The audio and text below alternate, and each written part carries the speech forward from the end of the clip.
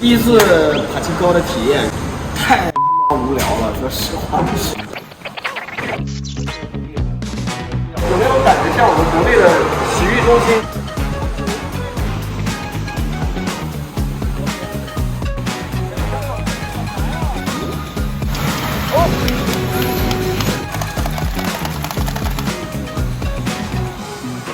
还有一个特别深的体会，太臭了，里面全是臭脚丫子味儿。嗨，皆さんこんにちは，社长带你看日本。大家好，我是社长刘洋。经常看日剧或者动漫的朋友啊，肯定都不会对博兴哥感到陌生。没错，就是《灌篮高手》里面樱木军团最爱去的那种钢珠店。全日本呢有着上万家博兴哥店，几乎随处可见。他们无一例外啊，都有着醒目招摇的招牌，富丽堂皇的装修，透明的玻璃墙泄出花花绿绿的闪烁灯光。夜晚时分呢，仍是灯火通明。在9点商店基本上都打烊的日本街道中啊，显得格外惹眼，绝对是整条街上最亮的仔。博兴哥在日本受欢迎的程度，在外人看来啊是匪夷所思的。每天有着无数的玩家在这里流连忘返，纸醉金迷。即便是在疫情期间，前来打小钢珠的玩家们依旧是大排长龙，热情不减。这项有着近100年历史的庶民运动，究竟有着怎样的魅力，让人如此着迷呢？为何明令禁止赌博的日本，却能允许博兴哥大行其道？那些犹如恒河沙数般的小钢珠，都承载着怎样大喜大悲的人生？今天社长就来聊一聊博兴哥那些事儿。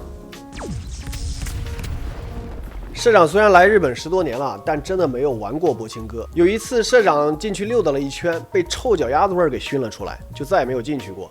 为了给大家更好的介绍啊，今天一早我特意拉着3位同事又去体验了一番，玩了个皮毛。我们一开始到处找收银台买弹珠，结果没有找到。后来过来一位服务员告诉我们，可以在机器上直接投币来换弹珠。落座后呢，鼓捣半天也不会玩，还是服务员小姐姐过来指导了一下，才嗨了起来。社长1000日元玩了半个小时左右。不过呢，我是为了体验全流程啊，所以故意糟蹋了很多弹珠。如果是脾气不急的中老年人啊，感觉1000日元在手动模式下可以玩很久很久。另外呢，社长有一个突发奇想，这么大一家店装了那么多的爬青扣的这个机器啊，想一想可以装多少比特币的矿机啊？如果一开始就挖比特币的话，那估计收益比爬青扣高太多了。不知道有没有落魄的爬青高店啊？社长要去收购几个来挖矿。我们言归正传啊，日本的爬青高起源虽然说众说纷纭，不过发展的原点呢，多半认为是来自大正年间1920年代从西洋输入的弹珠台游戏。这种游戏机呢传入日本后，将样式从欧洲的横握式变成了如今的直立式，也就是站立式。弹珠台的玩法相当简单，就是从机台一侧将弹珠打入，经过轨道，然后与台内的钉柱撞击，最后掉入洞口，然后获得奖励。最初的弹珠台游戏啊，是放在游乐园或者是百货商店里供小孩子们游玩，奖品呢也是小孩子们喜欢的糖果。后来随着弹珠台越来越受欢迎，这种只需要1000铜币就可以开始玩的游戏，便不再是小孩子们的专属，逐渐呢也演变成为大人们消遣的玩意儿。奖品呢也变成了香烟啊这些成年人想要的东西。1930年的昭和年代，第一家博兴哥专门店在名古屋开设，而博兴哥也由此传开来啊。很多人可能好奇博兴哥到底是什么意思。这其实啊是日语爬青扣的音译啊，在关西腔里打弹珠发出的拟声词就是爬青爬青，久而久之呢，爬青扣就成了弹珠店的代名词。时间来到了第2次世界大战啊，原本蓬勃发展的爬青扣产业遭到了巨大的打击。日本政府以战时经济管制为由，全面禁止以爬青扣店为首的不要不急产业。不要不急这个词儿啊，其实就是不必要、不紧急的意思。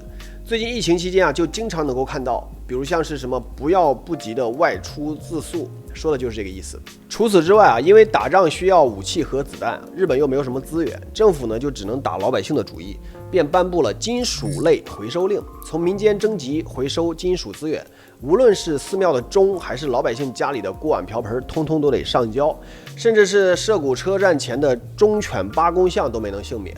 现在我们看到那个啊，是后来重建的，叫八公2代目。在这金属供出的政策下，爬青扣呢也被迫贡献出了宝贵的小钢珠，整个产业更是雪上加霜。1945年，昭和天皇宣布投降，世界大战以轴心国的失败而告终。战争的失败也解脱了普通日本人，他们纷纷放下了子弹，又重新射起了小钢珠。从此呢，帕青科也随着日本百业复兴的时代动力，迎来了小钢珠正式起飞的黄金年代。在1950年前后，一位影响了日本帕青科产业的关键人物横空出世，这便是后来被称为帕青科之神的郑村竹一。郑村竹一在战前就经营着帕青科，于是呢，在战后又顺理成章地重操起了旧业。1950年，郑村开发出了配备有420支钢钉和25个中奖口的机台，这个划时代的产品啊，可谓是现代帕青科的原型机。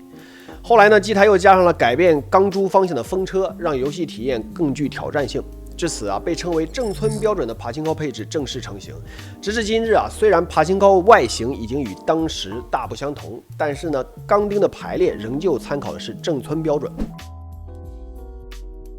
随着郑村标准帕青科的大卖，日本迎来了帕青科的热潮。这个时期的日本啊，全国有将近5万家帕青科，其中连发式机台更是逐渐成为主流。什么是连发式呢？在此之前啊，人们玩帕青科的时候，需要把小钢珠一颗一颗的投进机器，然后通过拉动把手的方式把钢珠弹出。连发式出现后，只需要把整盘的小钢珠倒进机器里，机器就能以每分钟约150颗的速度自动把小钢珠弹射出去。这种玩法大大加快了游戏的速度和技巧性，而随之诞生了热衷钻研的专业玩家。与此同时呢，也出现了专门买人拿现金收购玩家所赢得的奖品，让帕青科娱乐又变化出类似于赌博的周边经济效益。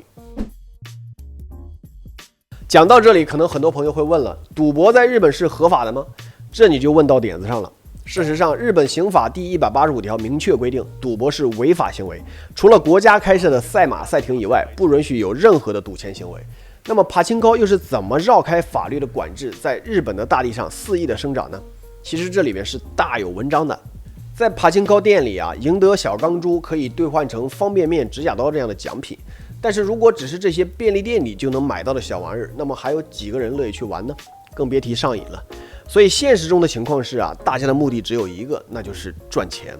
那么问题来了，如果店家直接给顾客现金作为奖励的话，那就直接违反了日本刑法，是要蹲耗子的。不过所谓上有政策，下有对策，有利益的地方就有灰色地带的存在。发源于大阪的一种新型变现方式，完美的解决了这一问题，然后逐渐扩展到全日本，这就是有名的3店方式。在这种模式下，顾客可以在店里把小钢珠兑换成一种神秘的小塑料盒，而小塑料盒里装的是一片14K 的黄金。然后顾客拿着装有14K 黄金的塑料盒走出帕青科，就会在一些不起眼的地方找到奖品兑换所。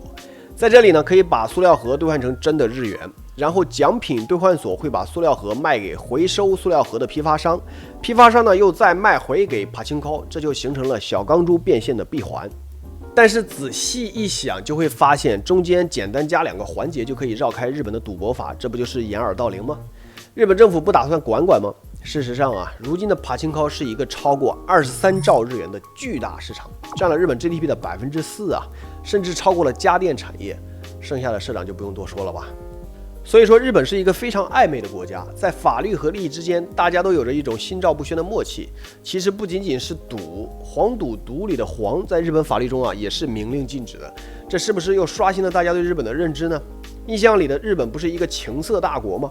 别着急，社长准备单开一期专门聊一聊日本 AV 业和风俗业又是如何钻法律空子的，这都是非常有趣的话题。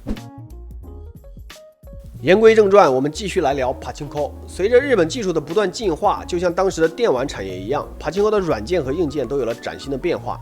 特别是进入平成年代以后，各种液晶显示屏啊，各种花里胡哨的特效啊，帕青科机台变得那叫一个炫酷啊！就是中奖之后那天花乱坠的声光效果，恨不得让顾客往那里一坐，口袋里的钱都得给我输干净了你再走。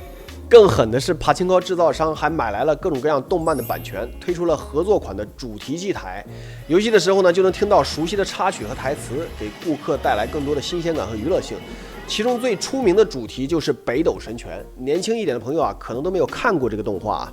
但是社长小的时候啊，那可是很风靡的。如今北斗神拳在全日本最吸金的动漫排行榜里排名第8，甚至超过了海贼王，总收入达到220亿美金，其中啊就有170亿美金都是来自帕青科的授权。所以可以看到啊，帕青高所带来的版权收入是相当可观的。